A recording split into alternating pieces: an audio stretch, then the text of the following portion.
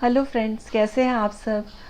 अगर आपका मन अच्छा है और सच्चा है, अगर आपके मन में इच्छा है किसी की मदद करने की, तो ये ज़रूरी नहीं कि आपके पास बहुत पैसा है, आप बहुत ताकतवर हैं तो ही आप किसी की मदद कर सकते हैं।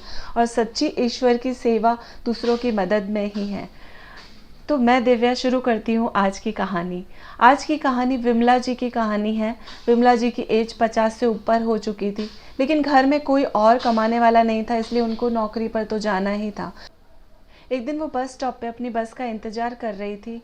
बस आई, वो बस में चढ़ी, लेकिन उनको बस में जगह नहीं मिली। तभी उन्होंने देखा कि एक अधेड़ सी महिला जो मजदूरी का काम करती है वो खड़ी हुई, और उन्होंने विमला जी को बोला कि आप बैठ जाइए।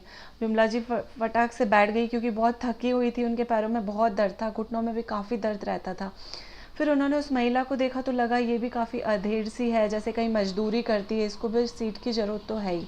थोड़ी देर बाद विमला जी के पास वाली सीट खाली हुई, तो उन्होंने उस अधेड़ महिला को बोला कि तुम बैठ जाओ। तभी उस महिला ने बोला, जो मजदूरी करती थी उस महिला ने दूसरी महिला को बोला, जिसकी गोदी में बच्चा बहुत देर से रो रहा था, उस महिला को बोला कि आप बैठ जाइए। तो वह महिला बैठ गई अपने बच्चे को लेके। थोड़ी देर बाद उस महिला का स्टॉप आ गया तो वो खड़ी हो गई। तभी विमला जी ने वापस उस महिला को कहा कि तुम बैठ जाओ। तो उसने एक बुजुर्ग व्यक्ति को बोला कि आप बैठ जाइए। तो बुजुर्ग व्यक्ति उस सीट पर जाकर बैठ गया। विमला जी उसी के बारे में सोच रही थी कि वो भी काफ़ी थकी हुई है, वो सीट पे क्यों नहीं बैठ जाती।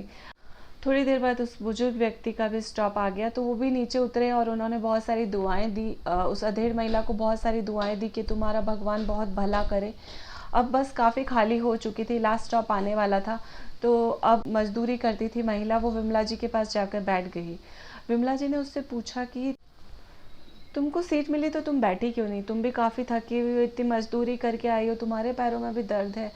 तो उसने जो जवाब दिया वो सही में काबिल तारीफ़ है कि मेरे पास इतना पैसा तो है नहीं कि मैं उस पैसे से किसी का दान पुण्य कर लूँ या कुछ दान पुण्य कमा लूँ, लेकिन मैं दूसरों की मदद तो कर सकती हूँ।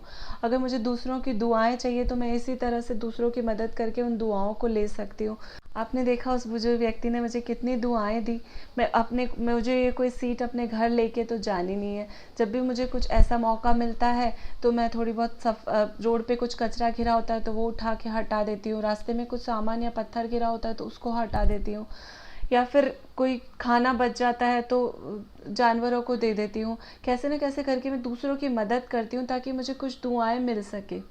तो अभी ये जो पैंडेमिक सिचुएशन चल रही है, इसमें हमें भी किस सबकी मदद करनी है। हमारे आसपास किसी को भी अगर हमारी ज़रूरत है, हम किसी भी रूप में अगर किसी की मदद कर सकते हैं तो हमें उसकी मदद करनी है, और हम सबको मिलकर इस सिचुएशन से बाहर निकलना है, और हम सब ज़रूर कर पाएंगे। और ईश्वर की सच्ची सेवा भी किसी की मदद करने में ही है। हमें किसी की मदद करते रहना है और बहुत सारी दुआएं लेनी है। प्रॉब्लम तो है सबके साथ, बस नज़रिए की है बात। आप अपना नज़रिया बदलिए, आप ज़रूर सबकी मदद कर पाएंगे और आप हर प्रॉब्लम का सॉल्यूशन ढूंढ पाएंगे।